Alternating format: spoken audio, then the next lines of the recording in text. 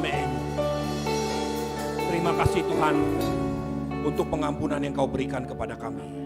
Kalau kami masih boleh hadir hari ini berdiri di hadapan-Mu, itu karena Engkau layakkan kami hari ini Tuhan.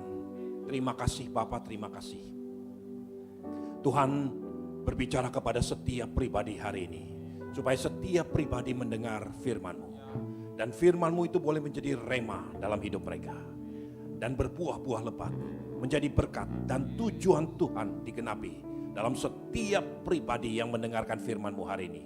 Tuhan tolong kami, beri kami hati seorang murid Tuhan Yesus, supaya kami mendengar dan melakukan apa yang Kau firmankan hari ini. Tuhan berikan hamba-Mu bahasa yang sederhana, layakkan hamba-Mu, jangan izinkan hamba-Mu mencuri kemuliaan-Mu, karena Engkau sendiri yang layak menerima hormat dan pujian kami. Di dalam nama Tuhan Yesus Kristus, semua yang percaya dan siap diberkati Tuhan, sama-sama katakan amin, amin. Sebelum saudara duduk, coba lihat kanan kiri, katakan hari ini spesial karena Tuhan Yesus dan saudara datang. Amin. Amin. Silakan duduk saudara. Saudara, supaya nanti sebelum lupa, kalau boleh saya tahu ada yang saudara di tempat ini yang baru pertama kali hadir di tempat ini. Boleh angkat tangan saudara yang baru pertama kali. Ada? Amin. Ya, hamba-hamba Tuhan bisa salami mereka. Selamat datang, selamat beribadah kepada Tuhan. Kami senang saudara bisa datang di tempat ini dan menjadi bagian dari keluarga besar di tempat ini. Saudaraku, hari ini kita masih belajar satu kebenaran firman Tuhan. Dari satu tema besar kita menjadi seorang murid. The quality of a disciple, kualitas seorang murid. Nah saudaraku, pada session yang kali ini kita akan belajar bagaimana seorang murid itu mampu nantinya menangkap pesan Tuhan. Bukan cuma sekedar apa yang tertulis, tetapi yang logos ini, yang tertulis bisa menjadi rema dalam hidupnya. Saudaraku, saya ingin ajak saudara untuk melihat apa yang Tuhan Yesus lakukan kepada murid-murid yang pertama. Matius 4 ayat 18 sampai ayat yang ke-20. Matius 4 ayat 18 sampai 20. Silakan. Matius 4 ayatnya yang ke-18 sampai dengan yang ke-20. Judul perikop, Yesus memanggil murid-murid yang pertama. Ayat yang ke-18, dan ketika Yesus sedang berjalan menyusur danau Galilea, ia melihat dua orang bersaudara, yaitu Simon yang disebut Petrus dan Andreas saudaranya. Mereka sedang menebarkan jala di danau, sebab mereka penjala ikan.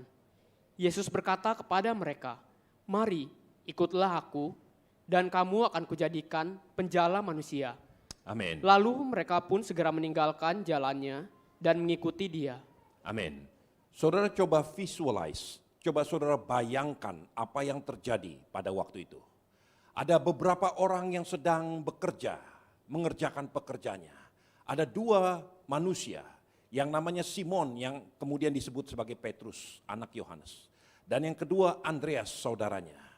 Mereka berdua sedang mengerjakan pekerjaannya, sedang menjala ikan, gitu ya. Bayangkan saudara sedang ke pasar dan ketemu dengan tukang bakmi sedang masak bakmi. Tiba-tiba saudara berkata, "Tinggalkan bakmimu, sekarang jadi hamba Tuhan." Kira-kira saudara akan mendapatkan respon seperti apa dari tukang bakmi? Yang pertama mungkin saudara dianggap orang gila. Yang kedua saudara bisa dilempar oleh bakmi. Saudaraku, itu bisa terjadi. Karena kedua orang ini yang namanya Simon Petrus atau Andreas, mereka tidak pernah mengenal siapa Yesus.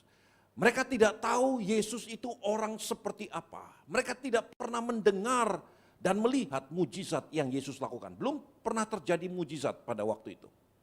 Saudaraku, nama Yesus belum pernah dikumandangkan di mana-mana. Ketika Yesus melihat dua orang yang sedang bekerja, sedang menjala ikan, tiba-tiba Tuhan berkata, "Mari tinggalkan semuanya. Come and follow me. Ikutlah aku."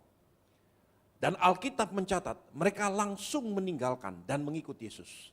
Saya berpikir dan bertanya-tanya, ada banyak kemungkinan yang bisa terjadi. Kedua pribadi ini bisa berkata kepada Yesus, "No, aku gak mau ikut, karena aku gak tahu siapa kamu." Atau minimal mereka akan bertanya-tanya dan berargumentasi dengan Yesus. Aku akan dapat fasilitas apa? Aku akan terima gaji berapa? Apa hak-hakku dan kewajibanku kalau aku ikut dengan engkau? dan sebagainya, mana SOP-nya dan sebagainya. Saudaraku, akan banyak kesempatan untuk mereka bertanya-tanya dan meminta hal-hal yang lebih jelas daripada Yesus. Tapi itu tidak terjadi. Saudaraku, saya membayangkan kalau itu terjadi, resikonya ini bubar hari itu. Di Danau Galilea tidak pernah terjadi murid-murid yang dipanggil oleh Tuhan. Tapi sepertinya Tuhan sudah tahu persis, Tuhan melihat ke dalam dasar hati. Ada kualitas tertentu yang terjadi, yang Tuhan lihat. Bukan sekedar kapasitas kemampuannya, bukan kelebihan talentanya, bahkan juga bukan kekurangan-kekurangannya yang menjadi penilaian bagi Tuhan. Tapi Tuhan melihat sesuatu dalam hati murid-murid ini. Inilah kualitas yang saudara dan saya akan belajar hari ini. Yang Tuhan lihat adalah kualitas ketika Tuhan belokkan langkah mereka. Tuhan batalkan rencana mereka. Dan Tuhan beri langkah yang baru. Mereka akan ikut dengan Tuhan. Saya renungkan beberapa waktu lamanya. Tuhan, beri hamba-Mu ini. Beri kita semua, gereja Tuhan ini. Hati seperti seorang murid. Punya kualitas yang ketika Tuhan belokkan langkah kita. Saudara akan siap berkata, yes sir, aku akan ikut. Nah, hari ini kita akan belajar dan renungkan sungguh-sungguh. Karena kualitas ini akan membedakan manusia dengan orang kebanyakan yang lainnya. Dan kualitas seperti inilah yang akan membuat saudara mampu menangkap isi hatinya Tuhan. Membuat sesuatu yang hanya sekedar tulisan belaka atau perkataan belaka, logos, itu menjadi rema dalam hidupmu. Kualitas seperti inilah yang akan membuat saudara berjalan mengatasi gunung-gunung dan menjadi pribadi yang sesuai dengan tujuannya Tuhan. Nah, hari ini kita akan belajar satu kebenaran ini. Coba pertama saudara akan belajar lihat apa yang dikatakan oleh Daud di dalam Mazmur 119 ayat yang ke-71. Mazmur 119 ayat yang ke-71, silakan. Mazmur 119 ayatnya yang ke-71. Demikian firman Tuhan. Bahwa aku tertindas itu baik bagiku, supaya aku belajar ketetapan-ketetapan-Mu. Bahwa aku tertindas itu baik bagiku. Kenapa itu baik? Supaya aku belajar ketetapan-ketetapan-Mu. Saudaraku, ini dikatakan oleh pemazmur, orang yang sudah jungkir balik mengalami pekerjaan Tuhan di dalam hidupnya. Dan dia simpulkan satu perkara, when I'm afflicted, that is good for me. Ketika aku tertindas, itu baik bagiku. Kenapa? Supaya aku bisa belajar ketetapan-ketetapan-Mu. Saudaraku, seringkali cara yang terbaik untuk belajar adalah mengalami yang namanya tekanan dan penindasan. Seorang murid itu bukan menjadi pintar karena didoakan, karena ditumpang tangan, atau karena dinina bobokan. Seorang murid itu menjadi pandai karena dia dilatih, diajar, disuruh mengerjakan PR dan sebagainya. Belajar sungguh-sungguh.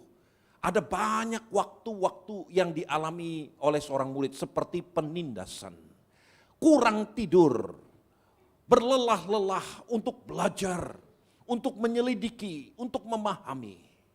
Tetapi pada akhirnya setelah lewat beberapa tahun kemudian, dia menjadi seorang sarjana. Kemudian dia sekolah lagi, belajar sungguh-sungguh. Dia menjadi seorang master, kemudian menjadi doktor dan sebagainya. Saudaraku, seorang murid itu tidak tiba-tiba menjadi pintar, tidak tiba-tiba menjadi berhikmat. Tapi melalui proses inilah, belajar mengajar inilah, murid itu dibentuk bahwa aku tertindas itu baik bagiku supaya aku belajar ketetapan-ketetapan-Mu. Nah, hari ini saudara tempatkan dirimu sebagai murid di hadapan Tuhan. Ketika Tuhan ingin membentuk saudara, Tuhan cari kualitas seorang murid. Kualitas ketika hidupmu, langkahmu dibelokkan oleh Tuhan. Reaksi saudara akan menentukan apakah saudara betul-betul seorang murid atau seorang pemberontak. Saudaraku, kalau saudara adalah orang yang tidak pernah mau diajar, kadang-kadang disesah, saudara nggak akan menjadi apa-apa. Saudaraku, kita mau belajar kebenaran firman Tuhan ini dan kita mau lihat bagaimana Tuhan membentuk hidup seorang manusia atau hidup manusia menjadi seorang yang berkenan di hadapan Tuhan. Mari kita lihat apa yang dikatakan oleh kitab Ulangan. Coba lihat Ulangan 2 ayat yang pertama sampai ayat yang ketujuh. Ulangan 2 ayat yang pertama sampai ayat yang ketujuh, coba perhatikan firman Tuhan. Ulangan 2 ayat yang pertama sampai yang ketujuh. Judul perikop, riwayat perjalanan di padang gurun. Ayat yang pertama, kemudian kita balik dan berangkat ke padang gurun ke arah laut Teberau, seperti yang difirmankan Tuhan kepadaku. Lama kita berjalan keliling pegunung Seir, lalu berfirmanlah Tuhan kepadaku, demikian, telah cukup lamanya kamu berjalan keliling pegunungan ini, beloklah sekarang ke utara. Perintahkanlah kepada bangsa itu demikian. Sebentar lagi kamu akan berjalan melalui daerah saudara-saudaramu, Bani Esau, yang diam di Seir. Mereka akan takut kepadamu. Tetapi hati-hatilah sekali, janganlah menyerang mereka, sebab aku tidak akan memberikan kepadamu setapak kaki dari negeri mereka, karena kepada Esau telah kuberikan pegunungan Seir menjadi miliknya. Makanan haruslah kamu beli dari mereka dengan uang, supaya kamu dapat makan.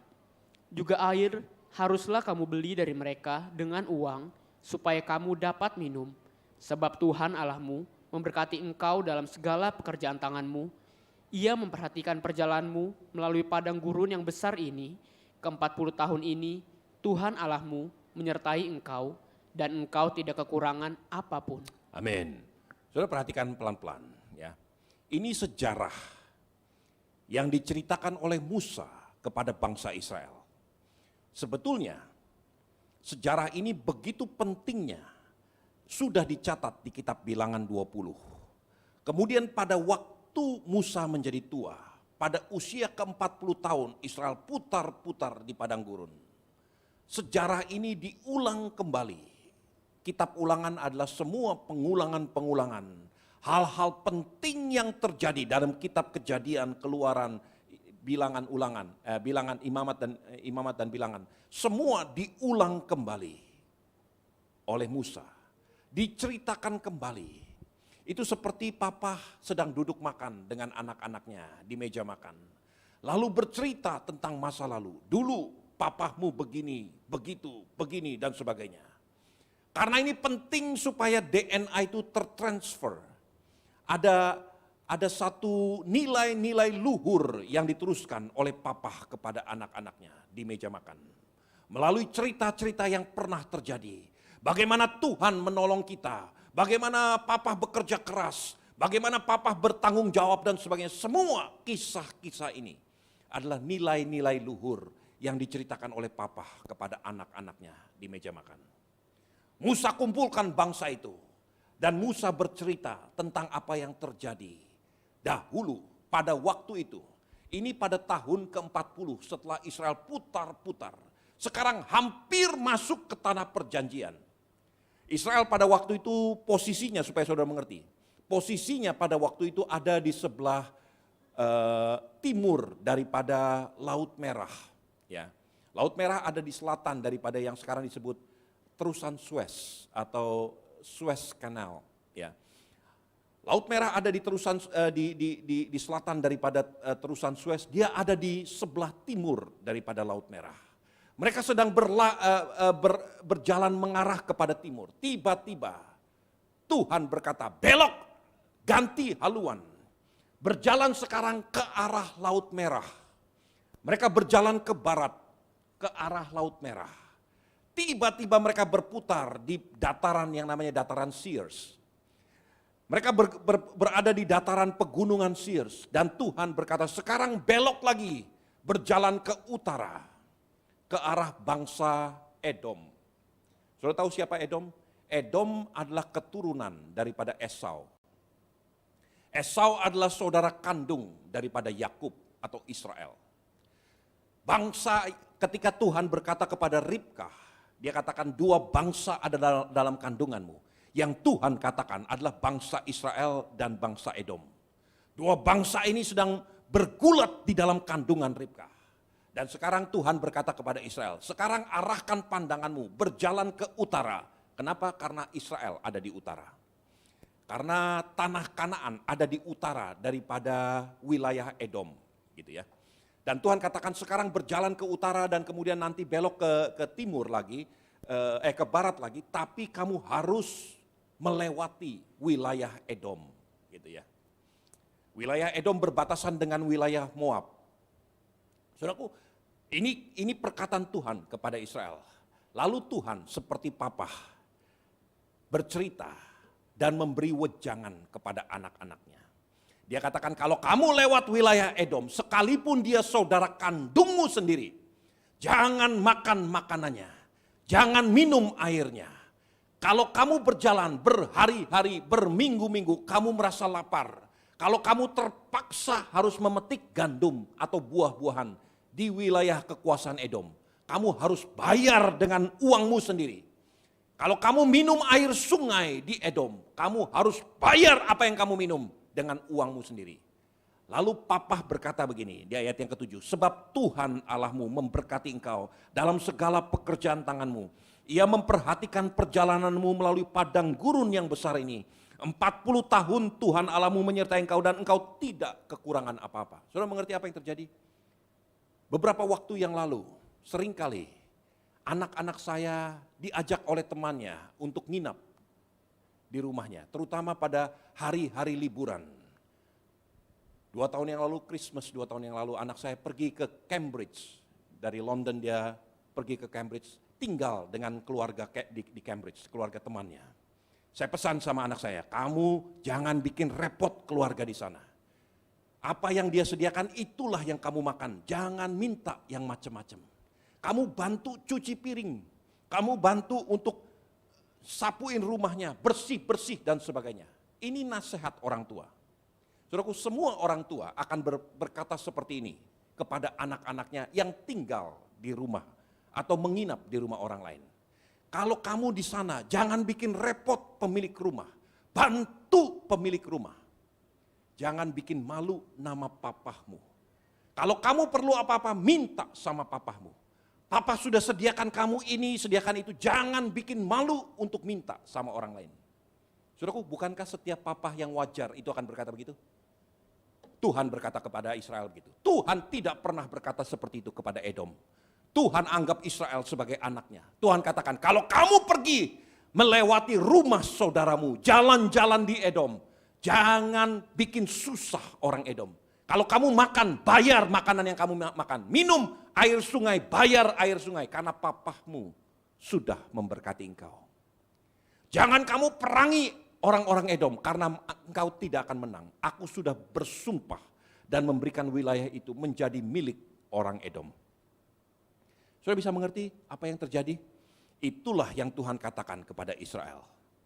Kemudian Israel berangkat, berjalan dari pinggir laut Laut Merah, dia berjalan menuju ke wilayah Edom yang sekarang adalah kerajaan Yordania. Saudara tahu, saya ajak saudara untuk melihat bilangan 20. Ini supaya saudara bisa menangkap apa yang betul-betul terjadi pada waktu itu. Lihat, bilangan 20. Perhatikan ayat 14, dari ayat 14 sampai ayat yang ke-21. Baca judulnya. Bilangan 20, ayat ke-14 sampai ke-21. Judul perikop, Edom menolak permintaan orang Israel melalui negerinya. Ayatnya yang ke-14, kemudian Musa mengirim utusan dari Kades kepada Raja Edom dengan pesan, beginilah perkataan saudaramu Israel. Engkau tahu bahwa segala kesusahan yang telah menimpa kami, bahwa nenek moyang kami pergi ke Mesir, dan kami lama diam di Mesir, dan kami dan nenek moyang kami diperlakukan dengan jahat oleh orang Mesir. Bahwa kami berteriak kepada Tuhan, dan Ia mendengarkan suara kami, mengutus seorang malaikat dan menuntun kami keluar dari tanah Mesir. Sekarang ini kami ada di Kades, sebuah kota di tepi perbatasanmu. Izinkanlah kiranya kami melalui negerimu. Kami tidak akan berjalan melalui ladang-ladang dan kebun-kebun anggurmu, dan kami tidak akan minum air sumurmu. Jalan besar saja akan kami jalani dengan tidak menyimpang ke kanan atau ke kiri, sampai kami melalui batas daerahmu. Berhenti sebentar. Saudara lihat, apa yang terjadi? Musa memimpin Israel. Ada di perbatasan di Kades. Dan Musa memberi pesan kepada saudara kembarnya, Edom. Dia katakan, hai kakakku Edom, lihat adikmu ini. 400 tahun lebih kami menjadi budak di tanah Mesir. Kami disesah, kami diperlakukan tidak adil. Kami tidak diberi upah, makanan serba sedikit, minuman serba sedikit. Semuanya terbatas. Kami putar-putar, dimusuhi oleh semua bangsa yang ada di Timur Tengah. Kami disambiti, kami disebut sebagai tulah oleh satu demi bangsa-bangsa yang lain. Sekarang kami hendak menggenapi tujuan Tuhan. Kami akan pergi ke utara. Izinkan adikmu ini melewati wilayah Kakanda, istilahnya gitu ya. Melewati wilayah Edom. Kami tidak akan makan makananmu. Kami tidak akan minum air sungaimu. Kalau sampai ternak kami memakan rumput yang ada di Edom, kami akan bayar semuanya. Saudaraku, betapa kurang baiknya saudara berkata dengan rendah hati seperti itu. Saudara tahu apa yang dikatakan oleh Edom? Lihat, ayat 18-21, silakan. Ayat yang ke-18, tetapi orang Edom berkata kepada mereka, tidak boleh kamu melalui daerah kami, nanti kami keluar menjumpai kamu dengan pedang. Lalu berkatalah orang Israel kepadanya, kami akan berjalan melalui jalan raya, dan jika kami dan ternak kami minum airmu, maka kami akan membayar uangnya, asal kami diizinkan lalu dengan berjalan kaki, hanya itu saja. Tetapi jawab mereka, tidak boleh kamu lalu. Maka keluarlah orang Edom menghadapi mereka dengan banyak rakyatnya dan dengan tentara yang kuat. Ketika orang Edom itu tidak mau mengizinkan orang Israel lalu di daerahnya, maka orang Israel menyimpang meninggalkannya. Saudara tahu kenapa Israel sampai putar-putar begitu lama? Karena yang harusnya ada di depan. Lalu Edom keluar dengan pedang dan tentaranya. Dia bilang, kalau kamu berani masuk wilayah kami akan habisi kalian. Dan Israel sudah mendapat perintah dari Tuhan. Jangan perangi Edom, karena engkau tidak akan bisa mengalahkan mereka. Wilayah itu memang Tuhan sudah berikan kepada Edom. Terpaksa dia ambil jalan putar jauh sampai ke wilayah yang namanya Irak dan wilayah Saudi Arabia kalau sekarang. Putar kembali. Dan kemudian baru mereka akan menyeberang sungai Yordan.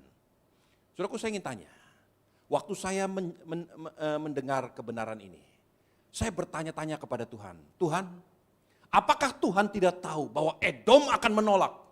Kalau Tuhan yang adalah Allah yang maha tahu, dan Allah tahu bahwa Edom akan menolak, kenapa Tuhan justru menyuruh, memerintahkan Musa untuk berjalan ke utara, melewati wilayah Edom. Dan Tuhan memberikan pesan-pesan khusus pada waktu itu. Saudaraku, saya ingin sampaikan, kalau saudara dan saya menjadi Israel pada waktu itu, dan hanya sekedar belajar, mengerti kebenaran firman Tuhan, sebatas logos yang tertulis, sebatas perkataan yang dikatakan, maka saudara akan kecewa. Saudara akan marah kepada Tuhan. Di mana Tuhan? Apakah Tuhan itu benar? Kenapa Tuhan memerintahkan saya melakukan begini? Justru hanya sekedar untuk membuat saya gagal. Untuk membuat saya dipermalukan oleh kakak saya sendiri. Saudara bisa mengerti? Saya pun bereaksi yang sama. Tapi Israel memilih untuk belok, menghindari Edom, mencapai tujuan Tuhan. Tapi ada pesan yang Tuhan selipkan pada waktu itu. Kalau kamu lewat, jangan makan makanannya. Jangan minum minumnya. Kalau sampai kamu makan, bayar. Jangan pura-pura lupa. Jangan aji mumpung sekalipun itu kakakmu sendiri. Saudaraku, saudara bisa mengerti. Inilah hati Bapa yang sedang melatih anak-anaknya. Mengajar tata krama, etikat kepada anak-anaknya. Mengajar kebenaran kepada anak-anaknya. Jangan sekedar lakukan segala sesuatu. Jadi pengemis. Papamu sudah memberkati engkau. 40 tahun kau tidak kekurangan apa-apa. Jangan mengemis kepada siapapun. Minta kepada papahmu. Saudaraku, perkataan ini diterima oleh Israel. Mereka berputar. Sekalipun mereka nggak mengerti pada waktu itu. Kenapa Tuhan izinkan? Kenapa Tuhan suruh kami lewat ke Edom? dan hanya sekedar untuk ditolak dan dipermalukan, sehingga kami harus berputar untuk menghindari Edom. Tapi nilai-nilai itu tertanam dalam hati Israel. Saudara, saya ingin sampaikan, ada 5 perkara yang sampai hari ini diperebutkan menjadi cikal bakal pertikaian yang terjadi di Timur Tengah. Yang pertama disebut water, air. Yang kedua crops atau bahan pangan, gandum. Yang ketiga teritori, wilayah, tanah. Yang keempat kota Yerusalem. Dan yang kelima the temple of God. Kalau orang Israel, orang Yahudi menyebutnya Temple Mount.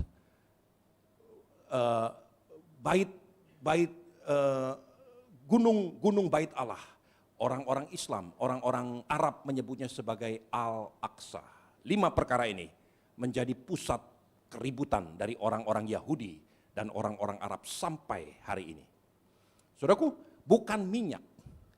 Seluruh wilayah Timur Tengah punya minyak kecuali Israel. Mantan Perdana Menteri Israel Golda Meir sampai pernah berkelakar. Dia berkata gini, saya bingung dengan nenek moyang kami Musa. 40 tahun muter-muter di padang gurun di seluruh wilayah Timur Tengah. Memilih wilayah yang gak ada minyaknya. Seluruh Timur Tengah punya minyak. Musa memilih tempat yang tidak ada minyaknya. Minyak bukanlah pusat keributan di antara orang Yahudi dan orang-orang Arab. Tapi 5 perkara ini menjadi pusat keributan. Saudaraku, dan ini bukan hari ini, sejak zaman dahulu itu sudah terjadi. Nanti saudara pulang saudara bisa lihat di Kejadian 26. Ada satu ketika ayah daripada Israel yang namanya Ishak itu berada di wilayah tanah Kanaan dan ingin menggali sumur karena kekurangan air untuk ternak-ternak dan ladang-ladang mereka. Menggali sumur yang sudah ditimbun lama oleh orang-orang Filistin. Sumur yang pertama digali namanya Gerar. Ketika sumur itu digali, air melimpah ruah, direbut oleh orang-orang Filistin. Kejadian 26 mencatat begitu. Ishak pindah menghindari Gerar. Dia sampai ke tempat yang namanya Sitim. Digali kembali sumur di Sitim. Air melimpah ruah di Sitim. Direbut kembali oleh orang-orang Filistin. Maka Ishak menyingkir dan menggali sumur yang ketiga, namanya Rehobot.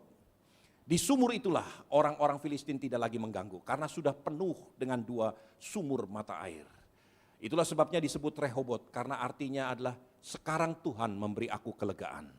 Saudaraku, di situ Ishak mulai menikmati air. Saudaraku, sejak zaman dahulu terus menerus air adalah salah satu pusat keributan di antara orang-orang Yahudi dengan orang-orang sekitarnya.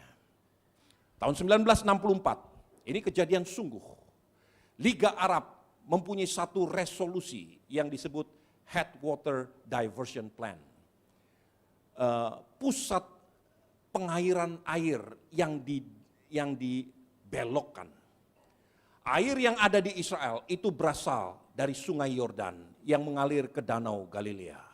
Seluruh Israel itu hidup dari Danau Galilea, dari air yang ada di Danau Galilea. Sampai pada tahun 70-an, orang-orang Yahudi berdoa untuk hujan supaya turun di sekitar Danau Galilea, di sepanjang sungai Yordan, supaya mereka bisa hidup. Saudaraku, tahun 1964, Liga Arab bersatu, mereka mempunyai satu resolusi untuk membendung air yang mengalir ke sungai Yordan. Dari dataran tinggi Golan Heights, dibelokkan untuk mengairi ke wilayah-wilayah Arab yang lainnya. Dan dibendung supaya tidak mengalir ke sungai Yordan. Itu tahun 1964, setuju semua Liga Arab. Tahun 1967, mereka melihat ternyata dari sungai Yordan masih keluar mata-mata air. Sehingga mereka mempunyai satu kesimpulan, mereka harus perangi Israel. Langsung secara fisik.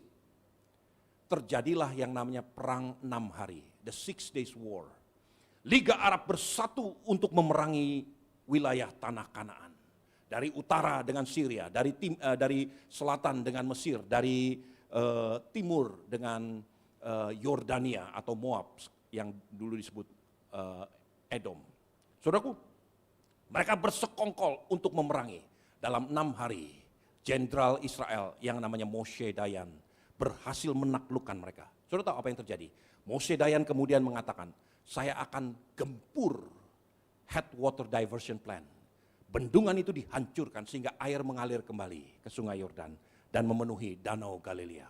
Sejak waktu itu mereka punya niat untuk menghancurkan Israel dalam hal air. Saudaraku, Israel nggak mengerti karena dia kepepet di mana-mana. Sampai satu ketika Tuhan beri hikmat kepada mereka. Israel mempunyai proyek yang namanya Desalination Project. Desalination Project adalah proyek merubah air laut menjadi air untuk pertanian dan air minum. Israel mulai melakukan yang namanya merubah air dari udara-udara yang lembab, diambil unsur airnya untuk air minum dan air pengairan. Dan Israel menentukan jumlah mineral-mineral yang mana yang dibutuhkan oleh tanaman di dalam air yang berasal dari air laut. Mereka melakukan recycling atau daur ulang dari semua air yang digunakan. 90% lebih air yang digunakan oleh Israel di seluruh kerajaan tanah Israel itu didaur ulang. Teknologi memberikan mereka hikmat untuk menangkap. Sekarang mereka tidak perlu lagi mengandalkan danau Galilea. Bahkan sekarang Israel menutupi atau mengisi danau Galilea seperti seorang mengisi air kolam. Dari mana mereka mengisi? Dari air laut yang sudah desalinated, yang sudah didaur ulang, digunakan untuk mengisi danau Galilea. Israel melihat seluruh wilayah tanah Kanaan ini makmur, tapi tanah-tanah tetangga-tetangganya itu kering kerontang. Mungkin karena untuk menyingkat waktu kita akan lihat sebentar video di mana Perdana Menteri Israel berdiri di televisi, Benjamin Netanyahu, dan berkata begini, kami digerakkan untuk menolong saudara kami di Iran. Kami mempunyai keinginan untuk mengetuk pintu Iran, supaya kami bisa membagikan teknologi, supaya Iran pun mampu melakukan apa yang kami lakukan di Kanaan, di Israel. Tapi ditolak dengan alasan yang bermacam-macam. Sehingga mereka kreatif. Benjamin Netanyahu berkata begini, mantan Menteri Pertanian Iran bernama Isa Kalantari berkata begini, 97% dari orang-orang Iran akan ladang-ladang akan mengalami kering kerontang. 50 juta orang terpaksa harus mengungsi karena tidak mendapatkan air. Mereka mengalami satu drought season yang begitu berkepanjangan. Sekarang Israel berpikir bagaimana caranya saya menolong saudara-saudara saya yang ada di Iran. Israel mengembangkan yang namanya website dalam bahasa Persia, Farsis language, dalam bahasa Persia supaya ahli-ahli di Iran bisa belajar mengerti dan mengembangkannya sendiri di tanahnya untuk memberi minum kepada bangsanya sendiri. Nah, saudara lihat, ini perkataan daripada Benjamin Netanyahu. Silakan.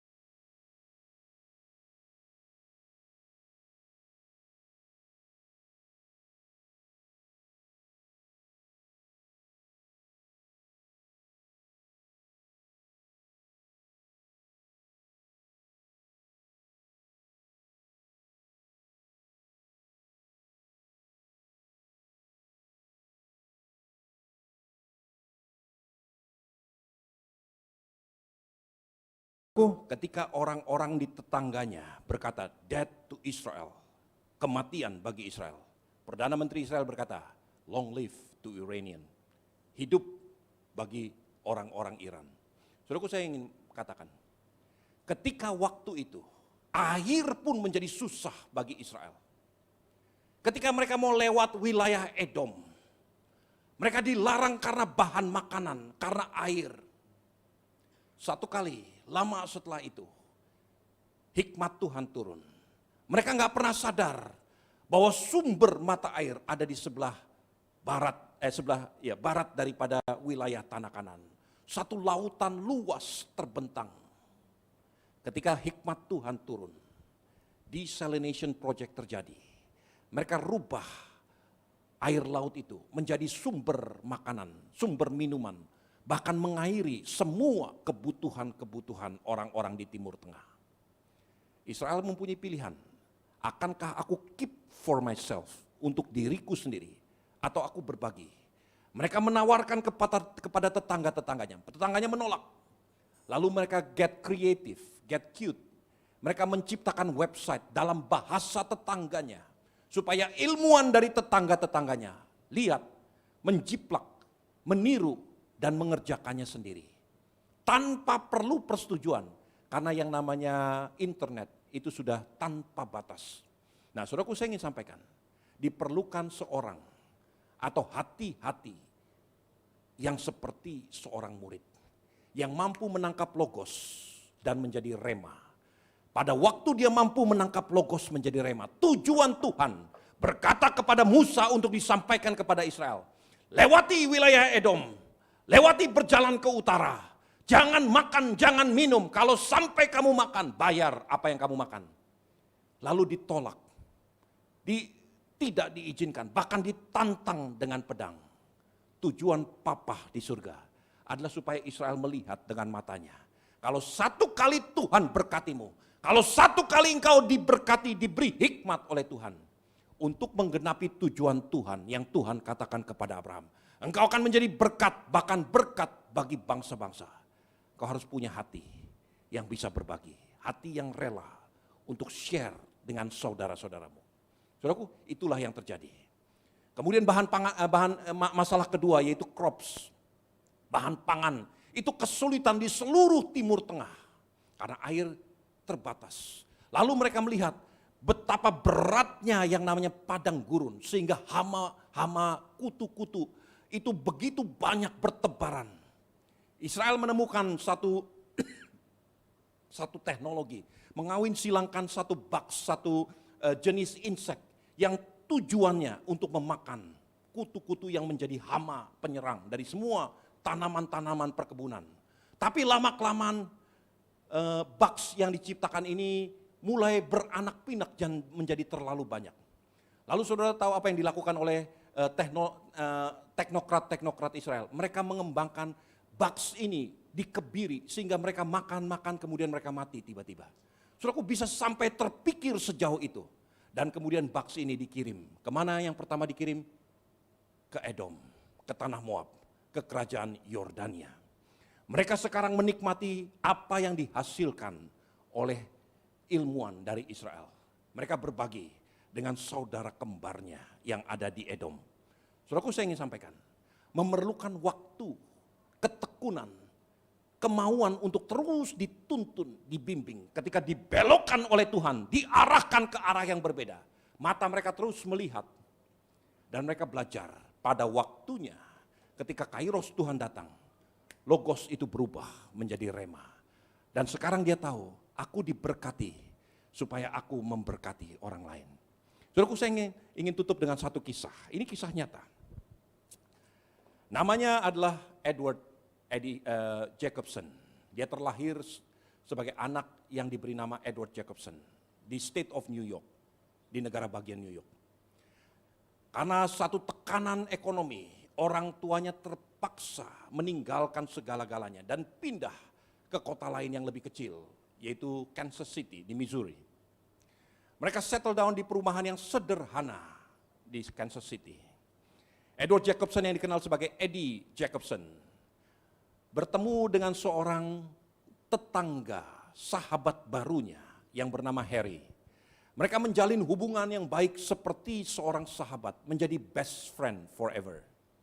Harry dan Eddie Jacobson kemana-mana berdua, ke sekolah berdua, main basket berdua, semua dia lakukan bersama-sama. Sangat terikat seperti Daud dan Yonatan. Singkat cerita, Perang Dunia Pertama terjadi. Eddie dan Harry sama-sama mendaftar dan menjadi tentara volunteer untuk masuk ke dalam Perang Dunia Pertama. Pada satu ketika Eddie dan Harry berada di satu medan pertempuran, dia mengalami yang namanya keadaan panik luar biasa. Bom berjatuhan begitu rupa. Eddie Jacobson melarikan diri, tiba-tiba dia tersandung batu dan dia jatuh, kakinya luka-luka. Tapi dengan jatuhnya itu dia melihat sahabatnya Harry sedang kena tembak di kakinya. Dan dia terpaksa menggendong Harry untuk menyelamatkan Harry. Singkat cerita, kedua sahabat ini pulang kembali ke Missouri. Mereka menjadi sahabat makin kental karena ada hutang budi. Kemudian mereka membangun satu usaha bersama, Men Clothing. Mereka berjualan pada waktu itu. Usahanya mulai bergerak maju dan mulai diberkati Tuhan. Tahun 1929 terjadi yang namanya The Great Depression di Amerika. Semuanya hancur total, termasuk usaha Eddie dan Harry. Mereka hancur, terpaksa mereka rubah haluan lagi. Sekarang Harry memilih untuk pergi ke arah timur dan mengadu nasib menjadi politisi.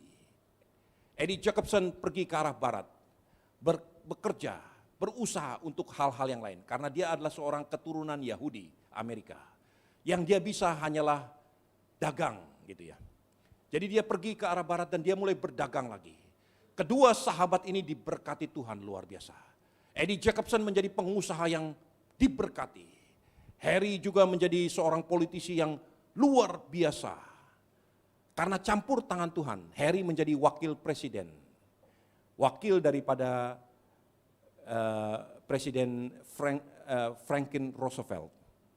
Setelah Franklin Roosevelt menjadi Harry Truman menjadi wakilnya Presiden Roosevelt, dalam waktu 3 bulan Roosevelt sakit dan dia tiba-tiba mati. Dalam waktu 3 bulan Harry S. Truman dengan Presiden Franklin D. Roosevelt itu hanya bertemu 2 kali. Harry Truman nggak tahu apa yang sedang dikerjakan oleh Franklin Roosevelt. Pada waktu itu Amerika dalam keadaan sangat-sangat genting. Tiba-tiba presidennya mati, wakil presiden langsung tiba-tiba diangkat menjadi presiden. Harry Truman dalam memoirnya berkata begini, hari itu seperti bulan, bintang dan matahari semuanya berjatuhan bersama-sama. Saya nggak tahu apa yang harus saya lakukan. Benar-benar semuanya terjadi tiba-tiba. Dia minta semua teman-teman berdoa dan mendukung dia. Harry Truman menjadi presiden di waktu-waktu Amerika sangat-sangat genting. Saudaraku, singkat cerita, tahun 45 terjadi pergolakan dan kemudian Israel akan muncul menjadi bangsa. Singkat cerita, ada rombongan politisi dari tanah Yahudi pergi mengunjungi yang namanya Presiden Harry Truman. Di Oval Office mereka terjadi perdebatan, shouting, teriak satu sama lain. Harry Truman tersinggung sebagai manusia, diusir delegasi dari Israel. Dan hari itu Presiden Truman berkata begini, aku nggak mau ada urusan lagi dengan kepentingan Yahudi atau kepentingan Palestina. Sama sekali dia tutup pintu untuk kepentingan Timur Tengah. Dia bilang, aku tersinggung, mereka berani berbicara seperti itu. Padahal aku adalah Presiden Amerika. Saudaraku, seluruh orang Yahudi bingung. Karena sekarang semuanya sudah rapih tertata. Resolusi PBB sudah ada. Tahun 48 Israel akan mendeklarasikan kemerdekaannya. Tapi dia perlu recognition, perlu pengakuan dari negara-negara adidaya. Termasuk yang pertama dari Amerika. Sekarang untuk ketemu Presiden Amerika pun mereka tidak diberi kesempatan. Orang-orang Yahudi seluruh dunia berpikir bagaimana caranya. Mereka teringat ada satu sahabat, best friend forever, namanya Eddie Jacobson. Mereka menghubungi Eddie Jacobson dan minta Eddie Jacobson menghadap Harry Truman. Eddie Jacobson berkata, aku udah lama gak ketemu dengan Harry Truman. Dan dia sekarang menjadi presiden. Gak mungkin dia bisa menemui aku sekalipun kita sahabat sejak kecil. Tapi desakan demi desakan, dia katakan, tolonglah. Yang namanya calon presiden dari Israel, Chaim Weizmann, akan bertemu dengan Harry Truman. Tapi itu tidak diizinkan. Tolong minta supaya dia mau menerima Chaim Weizmann dan Ben Gurion. Saudaraku, singkat cerita Eddie Jacobson pergi ke Gedung Putih. Dan dia masuk diterima dengan lapang dada, dipeluk oleh Harry Truman. Wah, dua sahabat ini mulai bercerita tentang masa lalu. Bernostalgia, sangat menikmati. Lalu Harry Truman berkata gini, Eddie, kamu datang ke sini mau apa? Apa kamu pas kebetulan ada di Washington atau kamu mau minta apa? Kamu gak pernah minta apa-apa kepada saya. Kamu kenapa datang ke sini? Eddie Jacobson melihat gini, Harry, coba kamu luangkan waktu, terima Chaim Weizmann di Gedung Putih. Harry Truman begitu marahnya, dia katakan, oh ini ternyata kamu datang ke sini dimanfaatkan oleh orang-orang Yahudi supaya saya menerima Chaim Weizmann di Oval Office.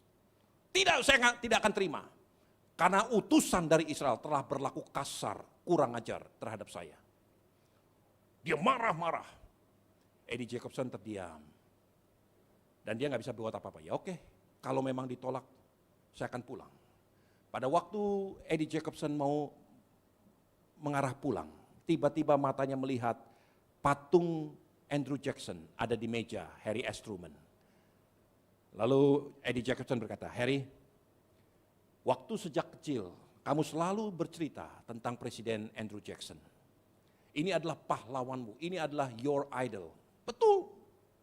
Satu kali saya bercita-cita akan menjadi seperti Andrew Jackson. Dan lihat, sekarang saya menjadi Presiden Amerika. Dalam masa-masa Amerika mengalami yang namanya genting total. Lalu Eddie Jacobson berkata gini, Harry, tahukah kamu, saya nggak pernah cerita sama kamu. Kamu punya pahlawan, and I also have one. Pahlawan bagiku adalah Chaim Weizmann. Kenapa dia menjadi pahlawan bagiku? Dalam segala kemegahannya, dalam semua yang Tuhan percayakan, cita-citanya hanya untuk kemerdekaan bangsanya sendiri. Lalu Eddie Jacobson berkata begini, Harry, saya lakukan ini 2 kali dalam hidup saya. Dia berlutut di hadapan Harry Truman. Dia katakan gini, saya berlutut untuk kedua kalinya. Yang pertama saya berlutut untuk minta istri saya menjadi istri bagi saya. Hari ini saya berlutut dan minta belas kasihanmu. Please, for the sake of Israel. Demi Israel, bangsa Israel. Temui Chaim Weizmann. Harry Truman gak bisa berkata apa-apa, dia melihat ke jendelanya. Kedua kalinya, dia katakan di dalam bukunya, ini kedua kalinya dia menatap dalam-dalam ke jendela itu. Yang pertama ketika dia menatap sebelum dia otorisasikan untuk mengebom Hiroshima dan Nagasaki. Kedua, karena Eddie Jacobson berlutut di hadapannya, demi untuk for the state of Israel. Dia lihat, dia katakan gini, oke, Eddie, it's for you and for Israel, I will do it. Besoknya Ben Gurion mendeklarasikan 14 Mei 1948 mendeklarasikan kemerdekaan Israel. 14 menit setelah itu Harry S. Truman mengcongratulate, menyatakan selamat dan juga menyetujui deklarasi kemerdekaan bangsa Israel, diikuti oleh bangsa-bangsa Eropa lainnya. Saudaraku, saya ingin sampaikan, di dalam bukunya Eddie Jacobson berkata begini, puluhan tahun saya nggak mengerti kenapa Tuhan belokkan hidup saya ke kiri. Kemudian di kiri saya menemukan kegagalan, dibelokkan ke kanan. Kemudian di kanan saya menemukan kegagalan lagi, terus berbelok-belok. Hari ini saya tahu, tujuan Tuhan hanya untuk satu hari itu. Supaya aku berlaku bijaksana demi untuk bangsa Israel. Demi untuk orang lain. Saudaraku, saya ingin sampaikan, saya nggak mengerti apa yang sedang saudara alami atau yang akan saudara alami. Tapi belajar dari pemazmur, bahwa aku tertindas itu baik bagiku. supaya aku belajar ketetapan-ketetapan-Mu. Saudara nggak pernah mengerti apa tujuan Tuhan dalam hidupmu sampai satu kali nanti Tuhan singkapkan tujuannya. Tapi belajar miliki satu kualitas seorang murid. Ketika Tuhan belokkan kakimu, ketika Tuhan tabrakan perjalananmu dengan kegagalan, dengan sesuatu yang sangat menyakitkan sekalipun, belajar untuk mengerti satu perkara. Ada tujuan Tuhan di balik semua itu. Bukan cuma sekedar for your own sake, untuk dirimu sendiri, tetapi untuk sesuatu tujuan yang jauh lebih mulia, lebih besar yang Tuhan rencanakan. Supaya engkau bisa menggenapi seperti apa yang Tuhan katakan kepada Abraham. Daripadamu bangsa-bangsa akan diberkati. Saudaraku, miliki kualitas seorang murid yang ketika kakinya dibelokkan terus mengikuti rencana Tuhan sampai logos menjadi rema dalam hidupmu. Amin. Tundukkan kepala, mari hamba-hamba Tuhan, siapkan hatimu saudaraku, buka hatimu di hadapan Tuhan supaya saudara betul-betul mengerti kebenaran firman Tuhan hari ini.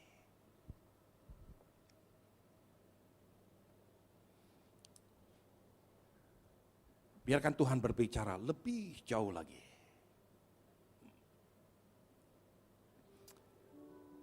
Haleluya. Katakan kepada Allahmu, bawaku ke gunung kudus-Mu, di tempat kediaman-Mu.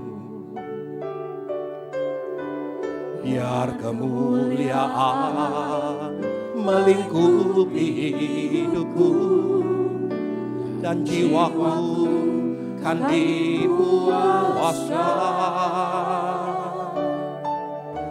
Hanya dekat-Mu itu yang ku perlu. Kau sumber penghiburanku. Dan Kau ubahkan air mataku jadi lembah yang bermata air. Sebab itu ku memuji-Mu, Engkau Allahku, mulutku kan selalu puji-Mu dan angkat tangan sembahmu, tinggikan namamu, Yesus, kemuliaan bagi-Mu. Saudaraku, ketika Tuhan belokkan langkahmu, ketika engkau mengalami jalan buntu, ketika Tuhan ajarkan sesuatu, buka matamu lebar-lebar.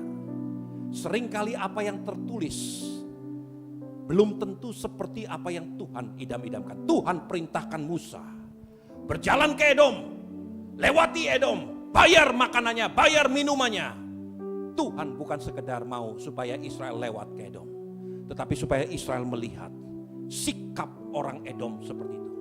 Dan belajar supaya satu kali nanti ketika Tuhan tumbuhkan tumbuh-tumbuhan dalam wilayahmu, ketika Tuhan beri engkau air, ketika Tuhan berikan engkau makanan serba melimpah, ingat satu perkara, jangan berlaku seperti orang Edom. Satu kali Tuhan berkati mereka, dan mereka dengan sukarela berbagi demi untuk orang lain. Mereka gak pernah mengerti, mereka pikir sumber air itu ada di Danau Galilea atau di aliran sungai Yordan. Mereka tidak melihat ke timur, ke barat, bahwa begitu luas samudra raya, ada air yang melimpah, cukup untuk seluruh muka bumi menikmatinya. Dan Tuhan beri hikmat itu kepada Israel. Sekarang mereka bisa berbagi dengan orang-orang lain.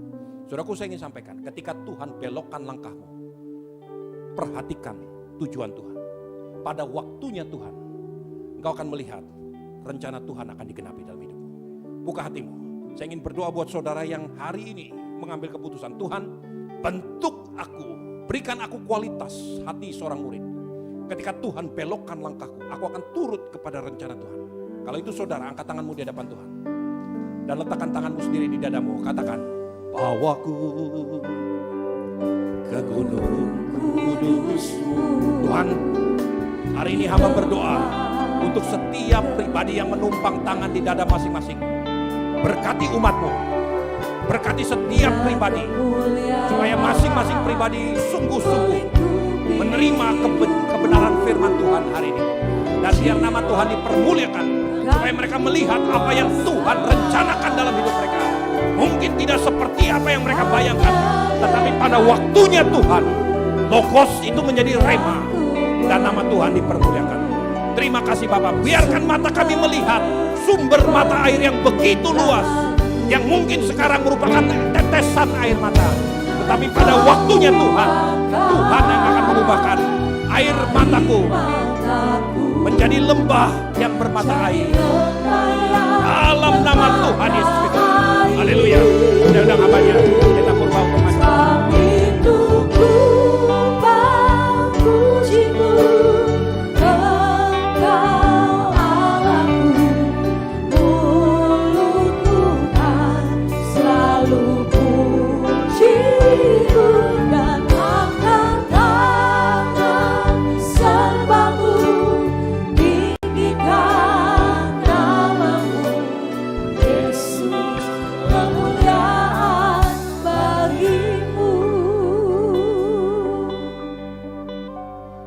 Terima kasih Bapak buat pesan-pesan-Mu bagi kami umat pilihan-Mu siang hari ini. Sebentar kami akan melakukan sakramen perjamuan kudus untuk mengingat-ingat segala kebaikan Tuhan bagi kami. Tidak ada yang seperti Engkau di muka bumi ini. Engkau mengasihi kami, Engkau luar biasa, Engkau lepaskan kami dari dosa, Engkau bebaskan kami. Kami ada saat ini di siang hari di tempat ini semua karena Tuhan. Oleh karena itu Bapak, kami layakkan kami pelayan-pelayan-Mu, layakkan kami semua untuk melakukan sakramen perjamuan kudus ini. Dalam nama Yesus kami sudah berdoa. Haleluya. Amin.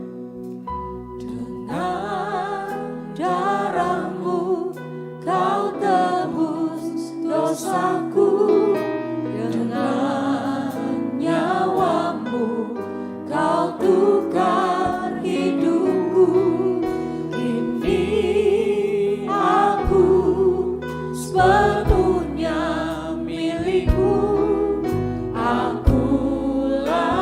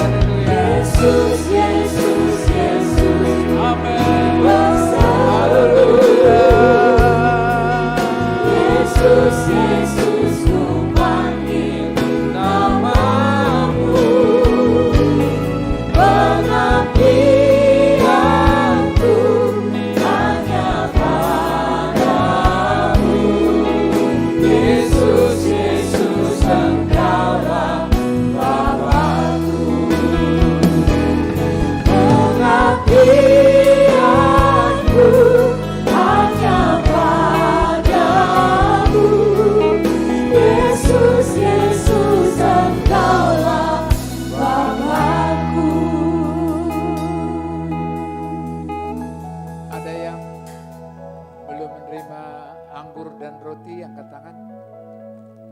Oke, semua sudah terima ya.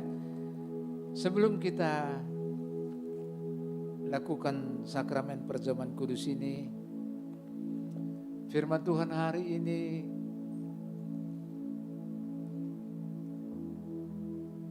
Tuhan sangat mengasihi kita umat pilihannya di tempat ini. Kualitas seorang murid itu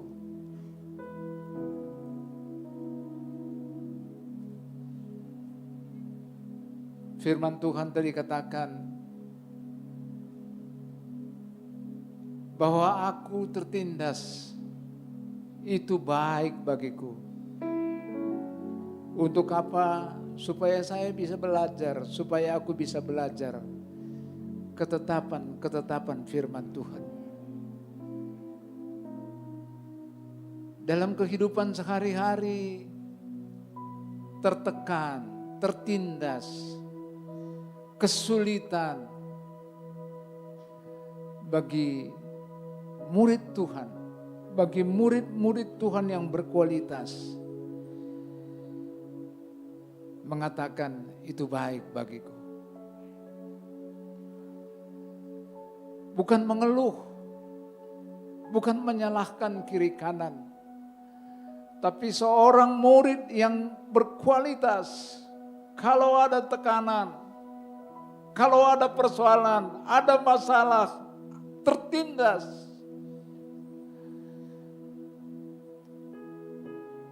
murid yang berkualitas mengatakan, itu baik bagiku. Kualitas murid yang baik,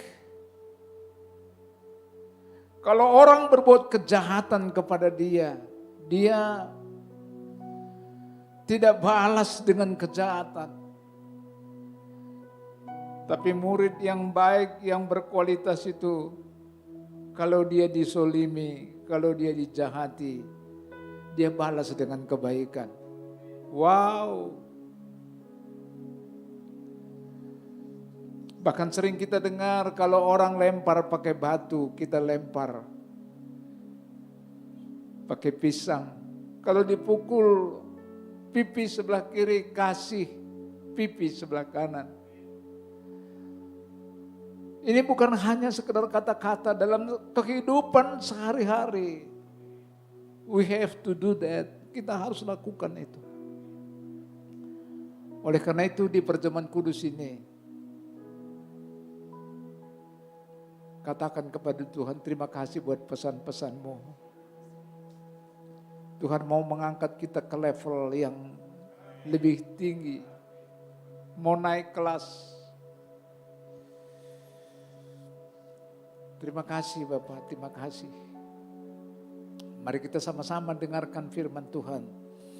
Sebab apa yang telah kuteruskan kepadamu, telah aku terima dari Tuhan, yaitu bahwa Tuhan Yesus pada malam waktu Ia diserahkan mengambil roti. Mari kita angkat roti tinggi-tinggi. Dan sesudah itu Ia mengucap syukur atasnya. Ia memecah-mecahkannya dan berkata, inilah tubuhku yang diserahkan bagi kamu. Perbuatlah ini menjadi peringatan akan aku, kata Yesus. Bukankah roti yang baru saja kita pecahkan bersama-sama adalah lambang persekutuan kita dengan tubuh Kristus? Kalau saudara percaya, mari kita makan di dalam nama Yesus. Haleluya.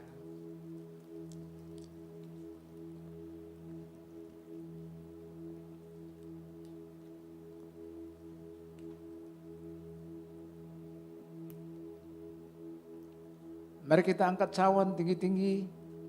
Demikian juga Ia mengambil cawan sesudah makan, lalu berkata, cawan ini adalah perjanjian baru yang dimeteraikan oleh darahku.